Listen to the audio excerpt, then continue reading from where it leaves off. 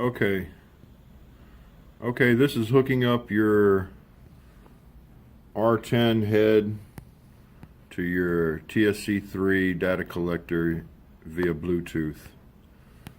Turn your head on. Make sure your Wi-Fi or Bluetooth little symbol is blinking. After you turn it on, turn your data collector on. When you turn your data collector on, you have to make sure you're in a job, by the way. Create a job and all that good stuff. You'll see over there to the right a blinking symbols of an instrument or a GPS head blinking. You can see it right there. So first thing you do is you click on that. When you click on that, it's going to take you to the auto connect options.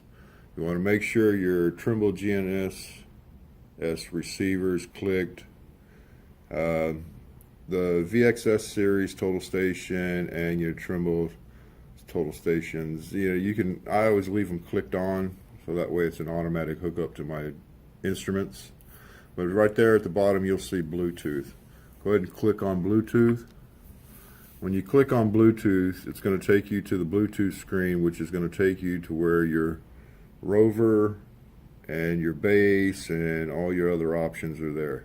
What you have to do is you have to type in your information for your R10 that you're using, whatever the head is, via calling it a rover or a base, whatever you're calling it.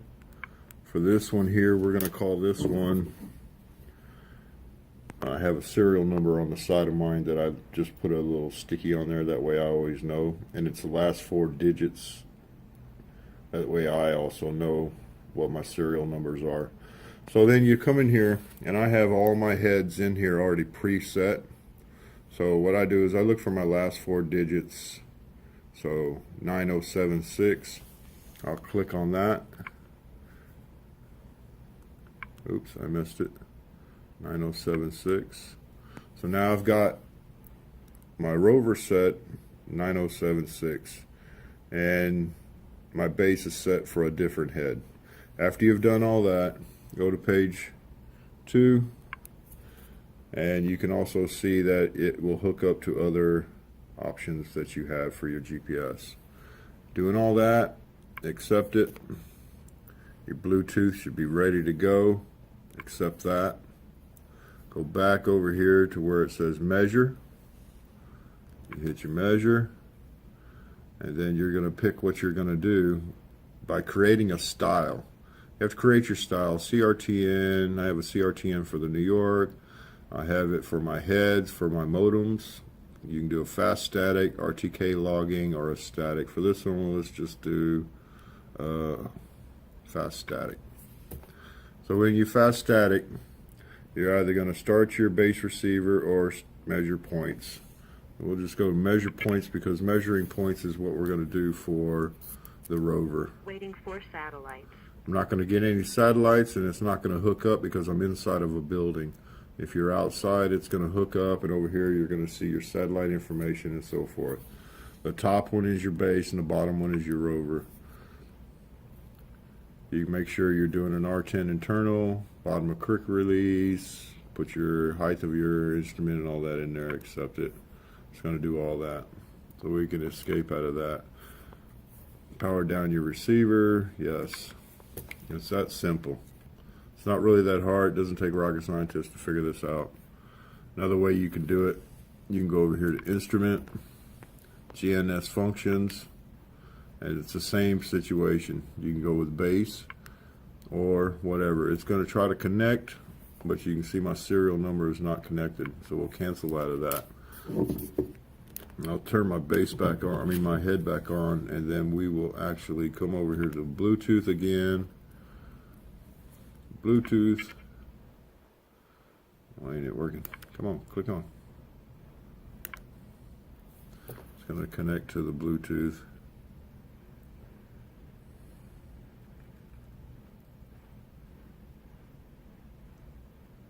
And now it's connected to my head. Let's come over here to Bluetooth.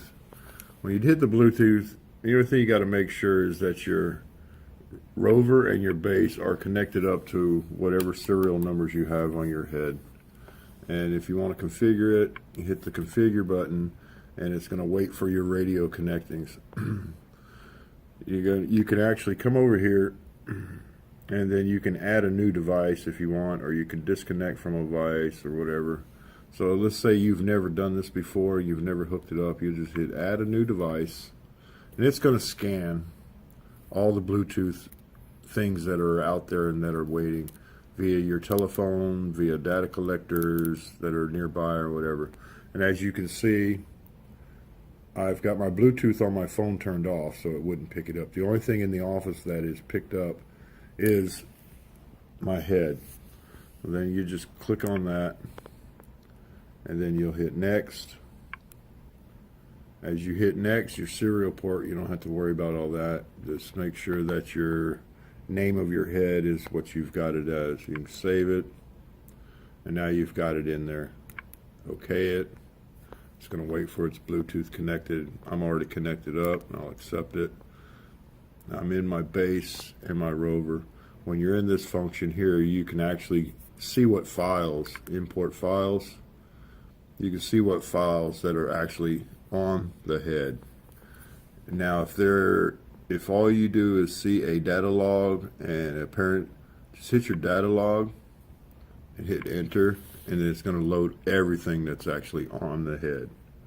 It's a good reminder that if you've got a lot of stuff on your heads before you start any job, to actually click all. You can see they're all checked, and then just delete them. That creates more room on your head. It's going to ask you if you want to delete them. Just say yes. And it's going to delete everything that's on that head.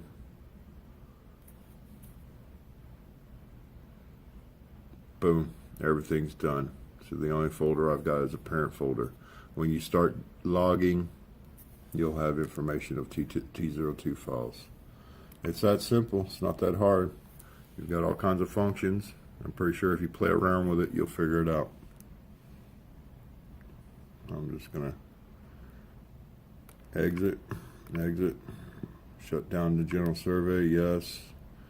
It's going to ask me if I want to, no, it didn't ask me. Power down my receiver. Sometimes it does, sometimes it doesn't. All right, so that's simple.